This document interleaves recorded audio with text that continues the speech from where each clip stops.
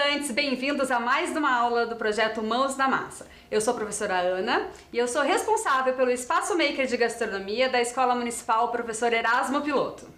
Eu sou a professora Sueli, responsável pelo Espaço Maker de Artesanato, Costura e Customização da Escola Municipal Coronel Durival Brito e Silva. Na aula passada, o Mãos na Massa Rodando o Brasil viajou pelas regiões Sudeste e Centro-Oeste. Na aula de hoje, vamos continuar nossa viagem e conhecer um pouco mais sobre o nosso país, como ele é dividido e sua diversidade cultural. Partiu? No momento Mãos na Massa de Gastronomia, vamos aprender a hidratar o polvilho para fazer deliciosas tapiocas em casa. E no momento Mãos na Massa de Artesanato, Costura e Customização, vamos aprender a fazer uma linda pulseira com miçangas e sementes. Vamos adivinhar qual será a região destino da viagem de hoje? Vamos para as dicas. É a maior região em extensão territorial. É a região com menor população. É onde fica o maior trecho de floresta amazônica. E ela é formada por 7 estados. Já sabem qual região a gente vai hoje? A gente vai para a região norte. Através dessa imagem, podemos ver como o território da região norte abrange grande parte do nosso país. Região norte, aí vamos nós. A região norte é formada por 7 estados. São eles Acre, Amapá, Amazonas, Pará, Rondônia, Roraima e Tocantins. A região norte possui 2 biomas, o amazônico, que é o mais predominante, e o cerrado. A Amazônia é a maior floresta tropical do mundo, possui grande concentração de comunidades nativas, os indígenas, e suas terras formam ilhas de floresta que as protegem da transformação em pastagens e terras agrícolas, o que contribui para a proteção da sua imensa biodiversidade. Além de tudo isso, a Amazônia contribui também para a manutenção do clima. Isso porque, através do processo de fotossíntese das árvores, o gás carbônico, que é um dos principais responsáveis pelo aquecimento global, é absorvido. Então, como que a gente poderia usar a floresta de maneira sustentável? A floresta amazônica possui muitas riquezas que podem ser usadas sem precisar desmatá-la ou queimá-la. Olhe um exemplo do açaí, que dá um rendimento 10 vezes maior que o da criação de gado e 5 vezes maior que o cultivo da soja. Isso sem impactar o clima e mantendo a diversidade, além de poder contribuir para o desenvolvimento sustentável das comunidades locais, que seriam os indígenas. Além do açaí, temos também outras riquezas que poderiam ser mais utilizadas por nós, como seria o tucumã, a graviola, o cupuaçu, o guaraná, a castanha do Pará e o cacau, que são sementes ou frutos de árvores nativas da floresta, não sendo necessário desmatar e nem queimar para se beneficiar dessas riquezas. A gente não poderia deixar de falar da mandioca. Ela é nativa do Brasil e é um alimento essencial para os indígenas. Da folha, pode-se obter um ingrediente essencial para fazer a maniçoba, que é um prato típico da região norte. Da raiz, pode-se fazer o tucupi, que é um líquido extraído da raiz da mandioca brava, depois fervido e ainda fermentado, para então ser utilizado como ingrediente em pratos típicos como o pato no tucupi e o tacacá. Da raiz ainda, fazemos as farinhas, os polvilhos e a tapioca. Vamos aprender agora como hidratar o polvilho e fazer tapioca na sua casa. Vamos lá para a cozinha comigo e aprender a fazer essa delícia. Vamos lá?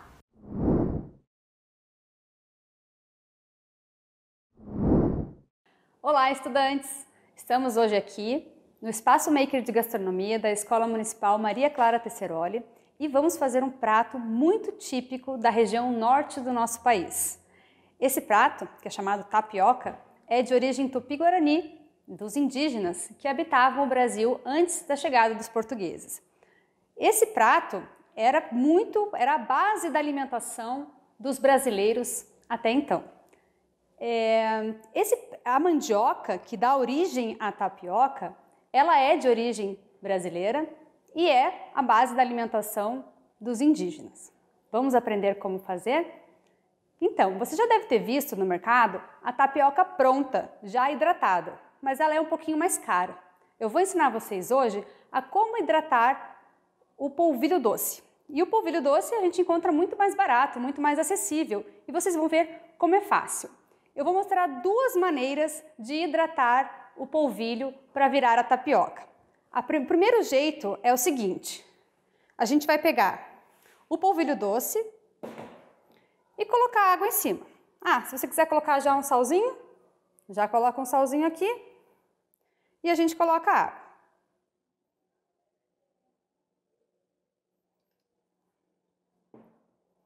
Aí a gente vai mexer, mexe bem, para hidratar todos os grãozinhos do polvilho. Vai ficar tudo bem branquinho. E aí você vai deixar descansar. Você vai deixar descansar por umas 2 horas aí no máximo. Até você ver que chegou nesse ponto aqui, ó. Vocês estão vendo a diferença aqui do polvilho já hidratado e da água bem separadinha? Então, o que a gente vai fazer agora? A gente vai jogar essa água. A gente não vai mais usar essa água. E aqui ficou o polvilho já hidratado. Como vocês estão vendo, ainda está um pouco úmido aqui em cima. Então, a gente vai pegar um guardanapo ou um papel toalha e a gente vai deixar ali por um tempo, até secar essa água que ficou aqui. Então, essa é uma maneira.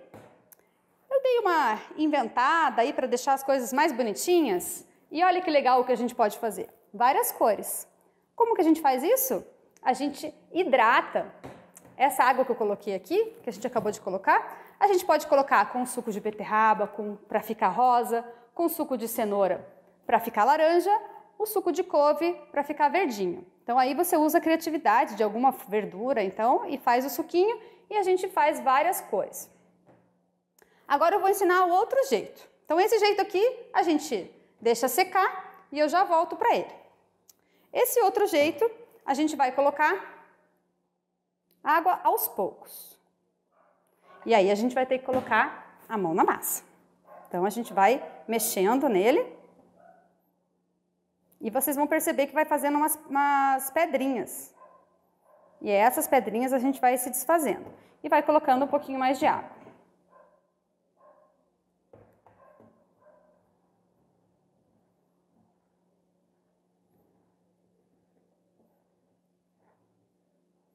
E vai mexendo até chegar água em todos os grãozinhos do polvilho. Só que não pode passar do ponto, tem que ficar sempre devagarinho. E aí a gente vai vendo, o ponto é qual? O ponto é quando a gente faz assim e ele fica. Porque ele está desfacelando um pouquinho, vou colocar um pouquinho mais de água.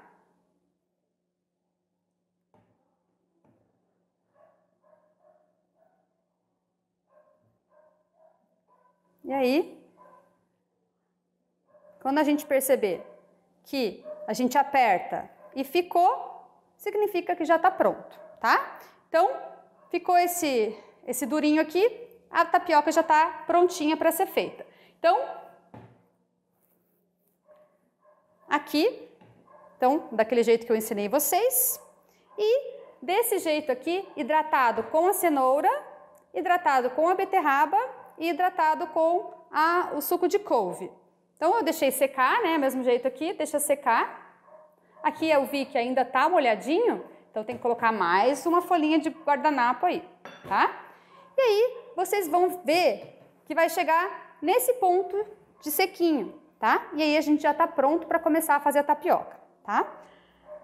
Agora a gente vai já passar para a parte de colocar na frigideira. Eu vou ligar o fogo e fazer essa parte. Então, liga o fogo. Deixa a frigideira esquentar um pouquinho e aí a gente vai começar a ralar. Então, eu vou escolher aqui, vou fazer primeiro uma branquinha. A gente vai ralar essa gominha, que estava tipo um tijolinho, e a gente vai distribuindo na frigideira.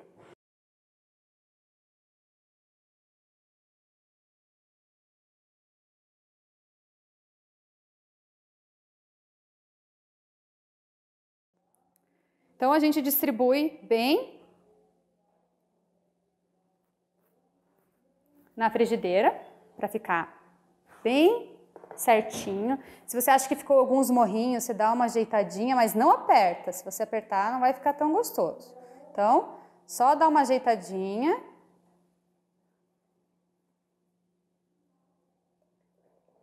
Daí eu vou te dar a dica de como você sabe quando tem que virar, que a gente vai ter que virar. Então ele tá aqui. Aí vocês vão perceber que vai começar a desgrudar as bordinhas. Quando as bordinhas começarem a desgrudar, já tá na hora da gente virar, tá? Então aqui ele já começou a desgrudar de todos os lados. Aí a gente já pode virar a nossa tapioca. Então, ela já deu uma boa, ela gruda, né? Ela fica tipo uma gominha mesmo. Aí a gente dá uma passadinha. E aí desvira de novo. E aí a gente coloca o recheio da preferência. Originalmente, se coloca só um pouquinho de manteiga e já tá pronto. Mas aqui a gente vai dar uma incrementada, tá? Vamos colocar um pouquinho de queijo. Uns tomatinhos. A gente pode colocar aqui um manjericão. Um pouquinho de orégano.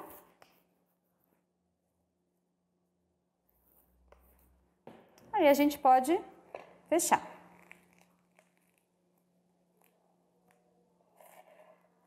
Dá uma viradinha. E agora tá pronta a nossa tapioca. Agora eu vou fazer uma outra. Antes de vocês fazerem outra, nunca esqueçam que a gente tem que tirar esse restinho de tapioca aqui que ficou, porque senão vai acabar queimando. Pronto, agora a frigideira já tá limpinha, a gente pode fazer as próximas. Então eu vou fazer agora uma mais divertida. Vamos fazer uma meio colorida. Então vou pegar aquela que eu hidratei com a beterraba. E quando a gente hidrata, tanto com o suco de beterraba ou com o suco de couve, a gente coloca também um pouco mais de nutriente na tapioca, né? Como a tapioca ela é basicamente só mandioca, ela é só carboidrato, né? Se a gente for pensar em nutrientes. Então, se a gente colocar um beterraba, a gente já aumenta um pouquinho, né, as vitaminas que estão presentes aí nesse alimento. Então, a gente vai colocar o de couve aqui também e vamos colocar um pouquinho também do hidratado com cenoura.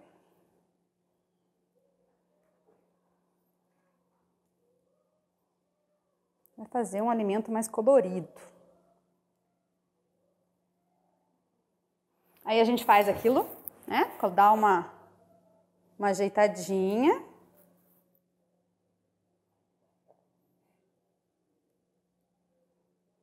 Sem apertar, só ajeita por cima mesmo. E aí a gente espera subir as bordinhas para poder virar. Quando a gente trabalha com polvilho, fica tudo branco mesmo. É assim, em mãos na massa é desse jeito. Sempre que a gente estiver usando o fogo, não esqueçam de estar com a supervisão de um adulto. Isso é muito importante para que não haja nenhum acidente. Então, aqui, as bordinhas subiram. Então, se as bordinhas descolaram, significa que está na hora da gente virar. Então, a gente virou. Então, olha que colorido que ficou. Aí a gente já pode colocar o recheio que a gente quiser.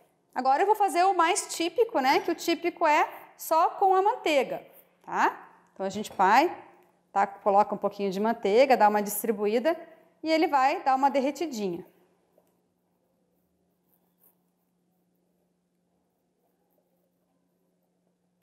Então se a gente for ver, se vocês forem um dia para a região norte, até na região nordeste também, é muito comum comer tapioca, né? Agora aqui também no sul tem bastante gente que come e agora vocês também já vão poder fazer na casa de vocês, né? Porque com o polvilho fica muito mais acessível. Quero saber se foi fácil para vocês fazerem essa receita em casa. Então, agora já está pronta a nossa tapioca, podemos desligar o nosso fogo e a gente coloca aqui e faz. Então, quando é só com manteiga, a gente só dá uma enroladinha nela e ela está pronta para ser consumida, a nossa tapioca. Então, eu espero que vocês tenham gostado dessa receita de hoje. Então, dá para a gente fazer só com a manteiga ou fazer com o recheio que vocês quiserem. Dá para colocar coco, dá para colocar chocolate, dá para fazer muitas e muitas receitas diferentes com essa base de tapioca. Aproveitem e até a próxima! E aí, gostaram da receita? Vocês já fizeram tapioca em casa? Se não fizeram, tenho certeza que não vão se arrepender. Bem, vamos começar agora a nossa viagem pela região norte. Vamos começar pelo primeiro estado, então, o Acre, que pertencia à Bolívia até 1903 e foi o último estado a ser anexado ao território brasileiro. A capital do estado é a cidade de Rio Branco, em homenagem ao Visconde de Rio Branco, que foi o responsável por firmar o acordo entre o Brasil e a Bolívia para que essa última entregasse o território do Acre ao Brasil. O Parque Nacional Serra do Divisor fica na fronteira com o Peru e possui grande diversidade, pois é uma área de transição entre as terras baixas da Amazônia e as montanhas dos Andes. Na cidade de Chapuri fica a casa do ambientalista Chico Mendes, assassinado em 1988, com 44 anos, por lutar contra o desmatamento e por melhores condições de trabalho para os seringueiros, que são os trabalhadores que extraem a borracha natural da árvore nativa da Amazônia, a seringueira. O Instituto Chico Mendes de Conservação da Biodiversidade, que a gente conhece por ICMBio, é o nome dado em sua homenagem ao órgão responsável pelas unidades de conservação no Brasil. Dentre as comidas típicas do Acre, temos a baixaria, que tem uma receita bem simples, o cuscuz, que a gente aprendeu na aula do Nordeste, a carne moída, cheiro verde e ovo frito, e é servida no café da manhã. Temos também o beiju de folha, que é como a tapioca, mas feito com folha de bananeira em volta. Sobre as gírias do povo acriano, vamos citar arrodear, que significa dar a volta, piseiro, que é o mesmo que festa, e xiringar, que é espalhar. Vamos agora conhecer um pouco mais do estado do Amapá. A capital do estado é Macapá, e nessa primeira imagem vemos sua orla e o rio Amazonas. O Marco Zero do Equador é o ponto turístico mais famoso de Macapá, que é a única capital brasileira cortada pela linha do Equador. A linha do Equador é essa linha aqui que divide o hemisfério sul do hemisfério norte. Então é a única capital que fica exatamente nesta linha.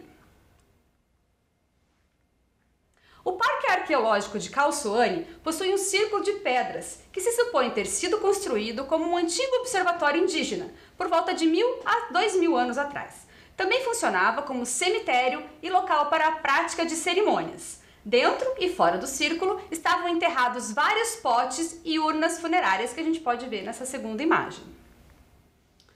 O Parque Nacional Montanhas do Tumucumaque é o maior parque nacional do Brasil e o maior parque de preservação de floresta tropical do mundo.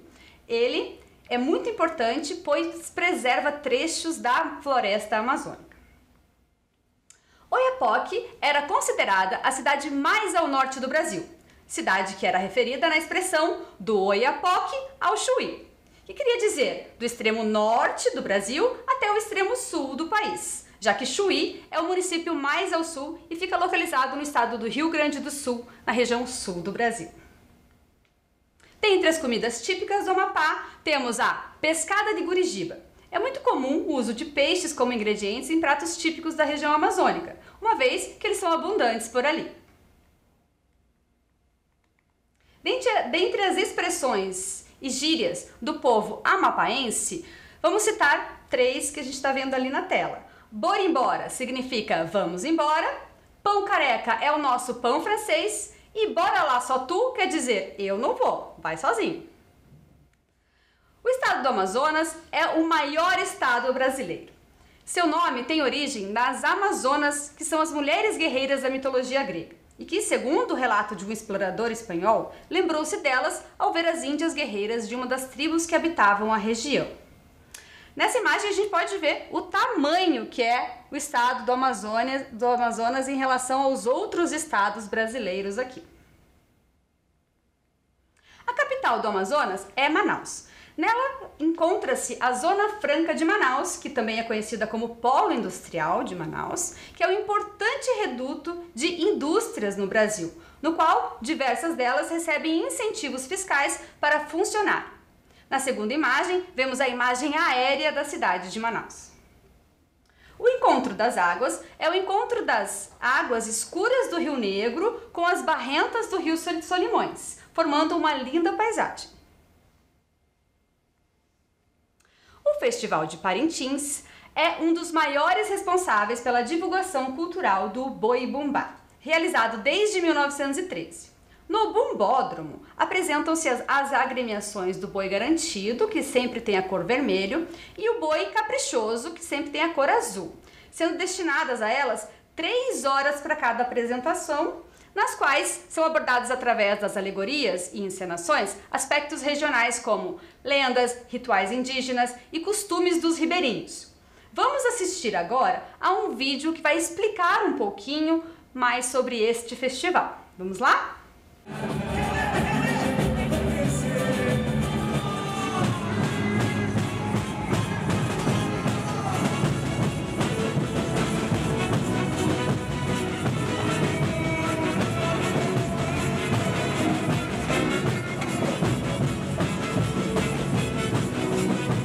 Tudo partiu de uma brincadeira de São João, no terreiro da casa do seu Lindolfo Monteverde, que foi um dos pioneiros na tradição de boi. No dia de São João, aquelas famílias se reuniam ao redor da casa dele, faziam uma fogueira, um boizinho de pano, e brincavam naquele local. Do outro lado da cidade, que é o lado do Caprichoso, que se mantém os redutos até hoje, o Roxide, que é o fundador do Boi Caprichoso, também tinha essa tradição, batizado como Caprichoso e o outro como Garantido, né? E passados anos, essa brincadeira tomou uma dimensão maior quando a igreja, por necessidade de fazer uma quermesse, a igreja do São José Operário, que era o reduto do Garantido, convidou os 2 bois para brincar, né, juntos para angariar fundos para uma construção de uma quadra poliesportiva na área da comunidade da igreja. E isso foi que se iniciou a tradição da disputa dos bois, né?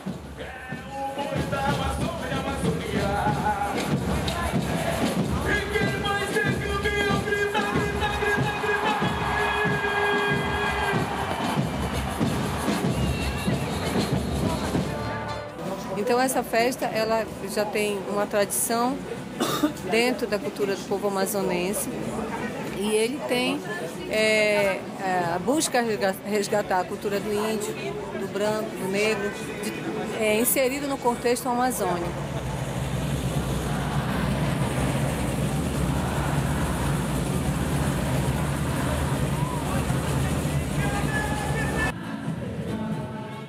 Dentre os pratos típicos do Amazonas, temos a tapioca, que a gente aprendeu no começo da aula, só que recheada com um fruto chamado tucumã. E também o tacacá, que é um prato de origem indígena muito conhecido em todo o território nacional. Ele é feito com a base do tucupi, que eu expliquei para vocês no começo da aula, que é aquele caldo que é retirado da raiz da mandioca brava, com a goma de tapioca, camarão e folhas de jambu refogadas. Dentre as gírias do povo amazonense, temos até o tucupi, que tem relação com o prato típico, né? E quer dizer que é algo que está muito cheio. De bubuia significa estar muito tranquilo, relaxado. E baixa da égua é um local muito distante. Agora seguimos viagem para o estado do Pará, que dá nome a uma castanha de alto valor comercial dentro e fora do país, a castanha do Pará, conhecida também como castanha do Brasil em outros países. Sua capital é Belém e vamos conhecer agora um pouco de suas belezas, incluindo o famoso mercado Ver-o-Peso, no vídeo que a gente vai assistir a seguir.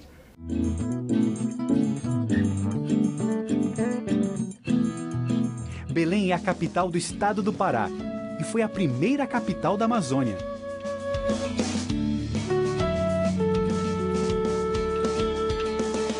A cidade viveu o auge entre os anos de 1890 e 1910, com o ciclo da borracha.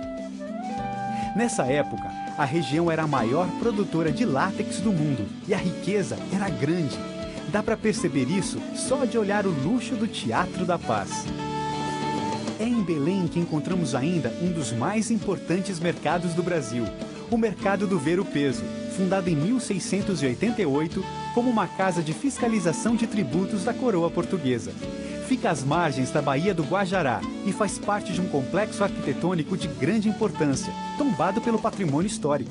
A culinária tem influência indígena muito forte e dá para perceber neste lugar como é grande a variedade de ingredientes utilizados nessa cozinha.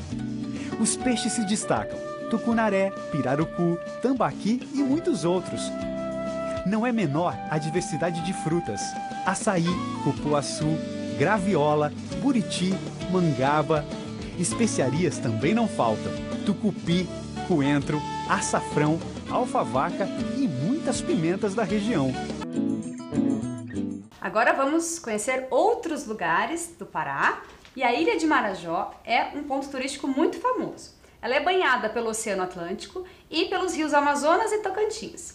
A arte marajoara, que como exemplo temos esses dois potinhos aqui, é um tipo de cerâmica fruto do trabalho do povo indígena que habitou essa ilha desde o ano de 400, ou seja, cerca de 1.600 anos atrás. É considerada a arte cerâmica mais antiga do Brasil e uma das mais antigas das Américas. Agora a gente vai para um outro ponto turístico muito importante, que é Alter do Chão. Ela é conhecida como Caribe Amazônico. Essa vila de pescadores é banhada pelo rio Tapajós e Arapiuns. Com suas águas doces e cristalinas, areias brancas em meio à floresta amazônica, é uma atração turística de tirar o fôlego. No Pará temos também a Serra dos Carajás, que é a maior província mineralógica do planeta. Ela abriga a maior jazida de minério de ferro explorada no mundo e, além de ferro, ela concentra grande quantidade de manganês, cobre, ouro e níquel. O carimbó é um tipo de música e dança de origem indígena e, aos poucos, mesclada à cultura africana e europeia. Os movimentos giratórios do carimbó surgiram de um típico hábito dos pescadores e agricultores paraenses que sempre ao final do dia, após terminarem todas as suas atividades, costumavam se reunir para dançar ao som dos tambores. Vamos ver e escutar um pouco do carimbó que se escuta hoje lá no Pará? Vamos lá?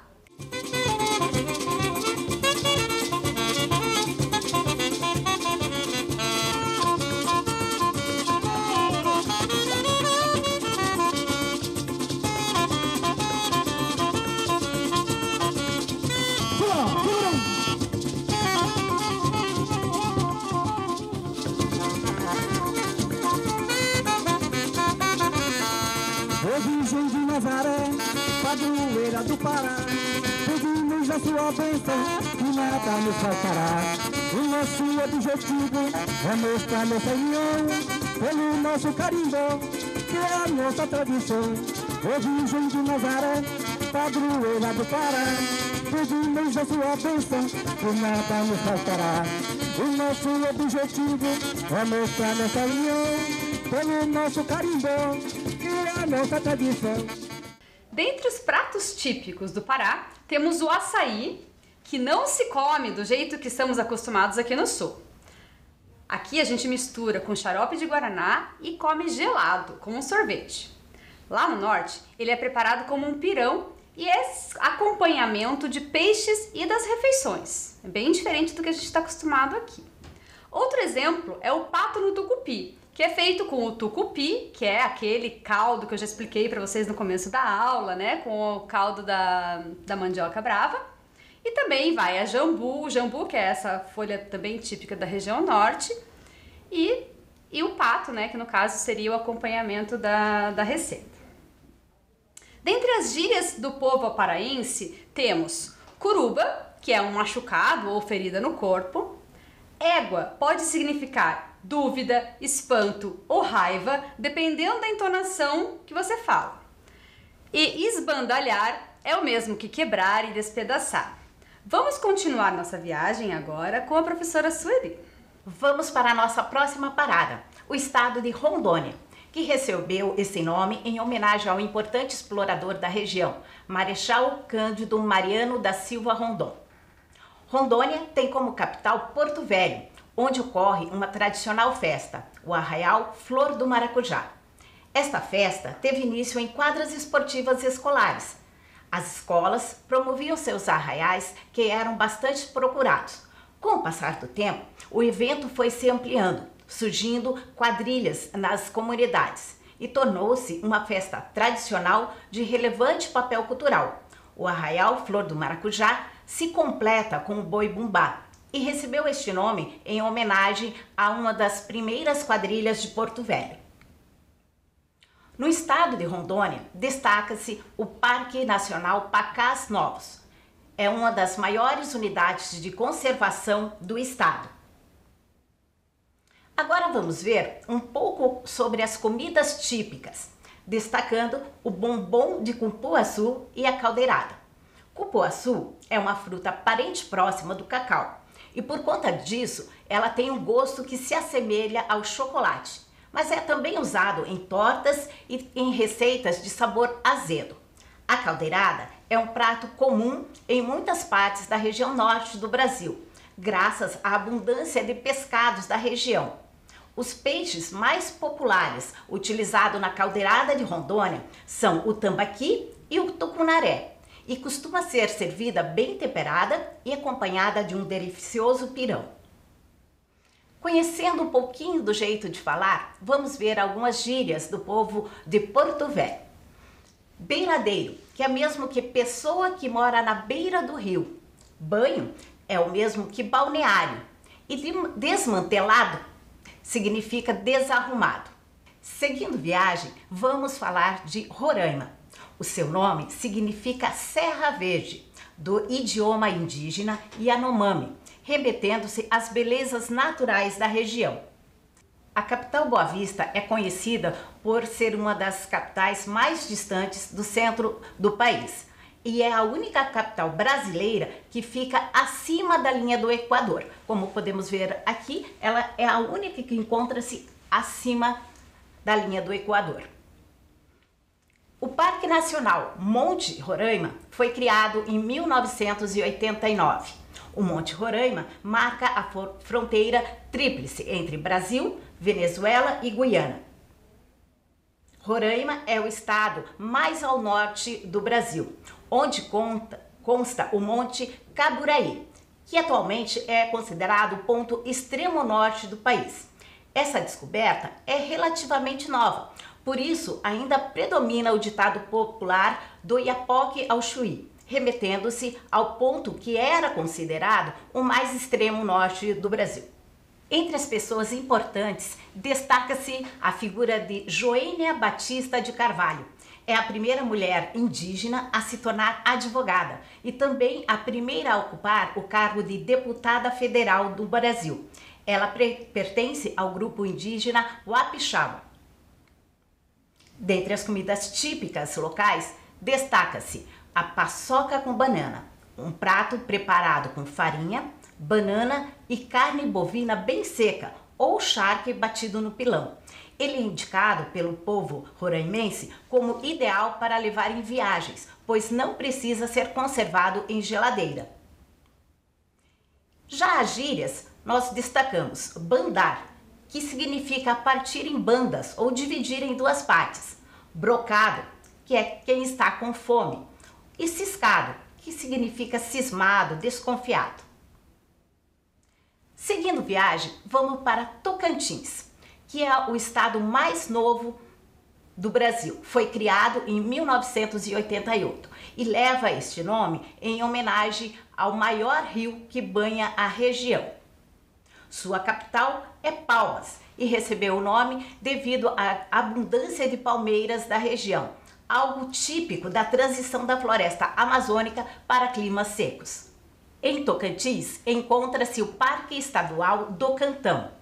O parque é uma das áreas protegidas mais importantes da Amazônia brasileira, pois reúne diferentes ecossistemas, criado em 1998 com o objetivo de proteger os diversos recursos naturais da região e recuperar áreas que sofrem um impacto ambiental, além de favorecer o desenvolvimento sustentável e promover o turismo. Abriga espécies ameaçadas de extinção, como a onça-pintada, a arariranha, o jacu de barriga castanha e o pirarucu. O Parque Estadual do Jalapão abrange os municípios de Mateiro e São Félix de Jalapão.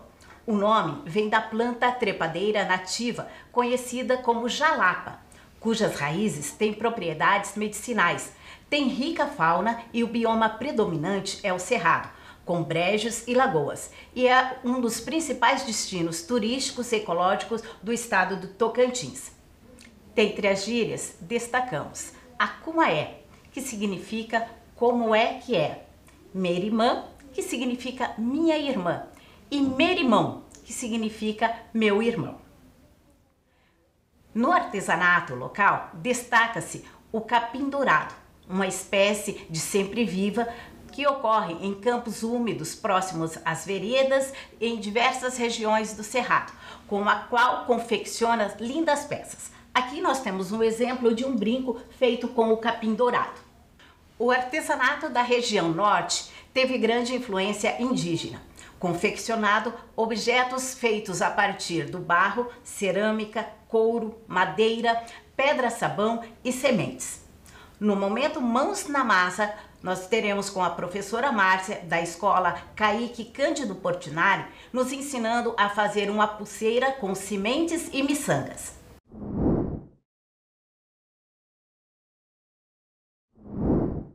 Olá, estamos aqui na escola Maria Clara Brandão Tesseroli para mais uma aula no Espaço Maker de Artesanato, Costura e Customização.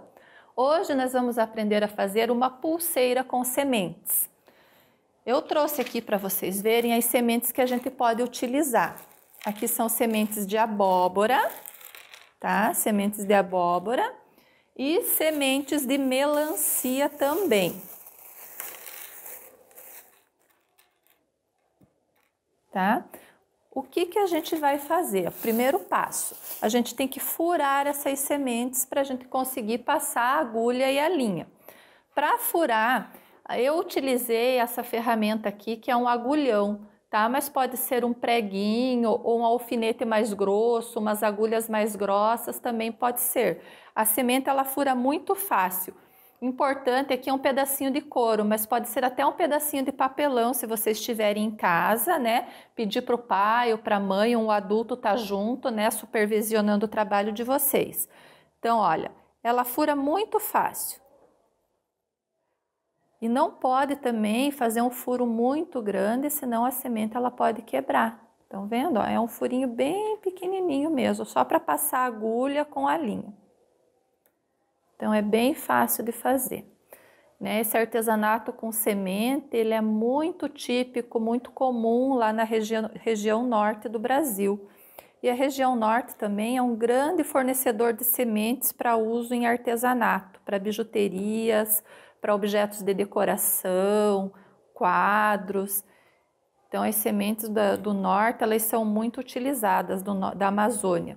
Uma semente que é bem conhecida e que vocês já devem ter ouvido falar é a semente do açaí, que vem lá da região norte do Brasil, da região amazônica.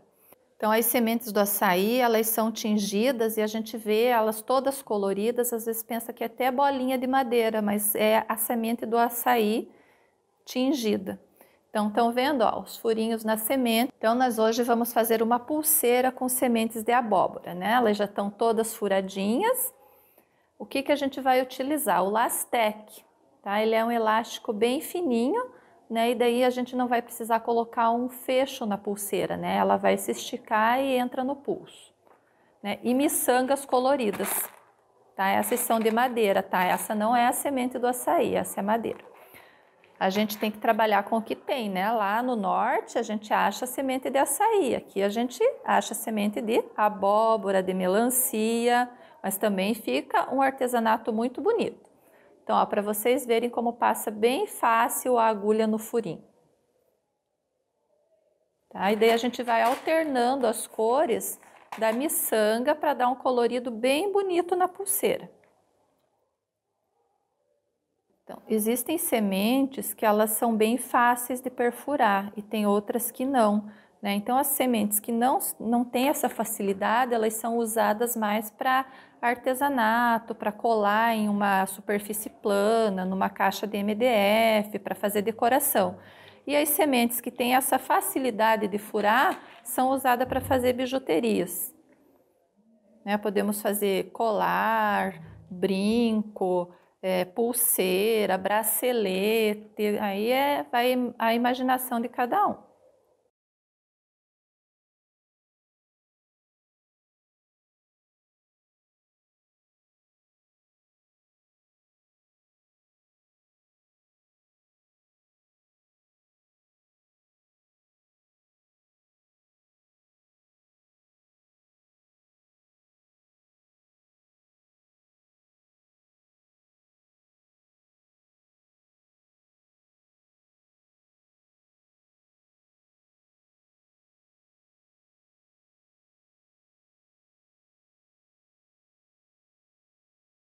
Então, aqui agora a gente olha o tamanho, né? Que eu acredito que já dá no braço.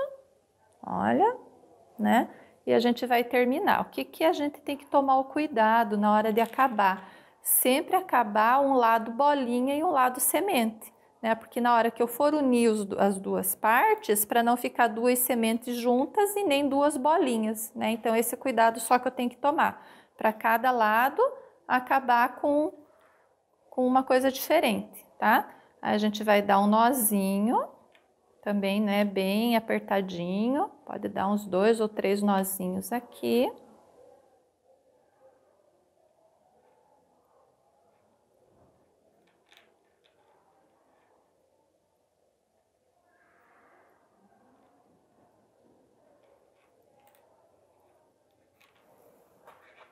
E a gente corta também bem rente ali para não aparecer, né? A semente ele vai esconder daí o nozinho. E aqui tá pronta a nossa pulseirinha de semente de abóbora com miçangas coloridas. Ficou bem charmosinha, não ficou? Então agora eu vou mostrar para vocês uma que eu fiz também com a semente de melancia. Olha, esse é um colar, né, com a semente de melancia também furadinha. A semente de melancia também é fácil de furar como a de abóbora, né? Então não vai ter dificuldade. Eu só coloquei miçanguinhas transparentes, né? Nesse colarzinho aqui, tá? E a professora trouxe aqui outra pulseirinha também de semente de abóbora. Alguns outros colares de sementes para vocês olharem. A gente aqui não vai ter essa diversidade de semente como no norte, né? Então, a gente tem que trabalhar com aquilo que a gente tem. Mas fica tão bonito quanto, né?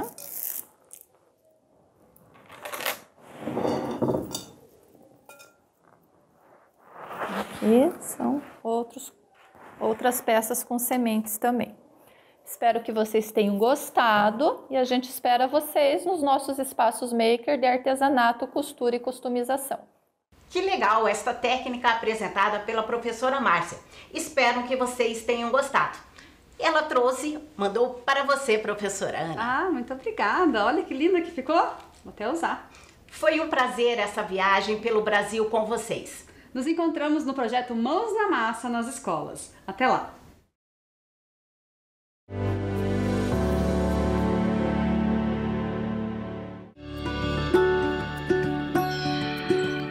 Gente, se preparem, porque hoje o conteúdo vai ser especial.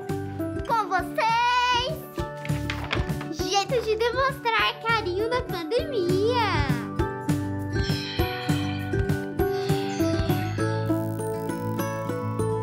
Jeito número 1, o pezinho. Não é lá muito afetivo, mas já é um clássico. Jeito número 2, o autoabraço à distância. O segredo é abraçar você mesmo como se estivesse abraçando o outro. E imaginar que você está recebendo um abraço do outro no seu próximo abraço. Deu para entender? Jeito número 3, a dancinha sincronizada. Esse é só para quem gosta de uma diversão. Vocês combinam uma dancinha e bora se divertir com seus amigos. Jeito número 4. O jeito que você inventar.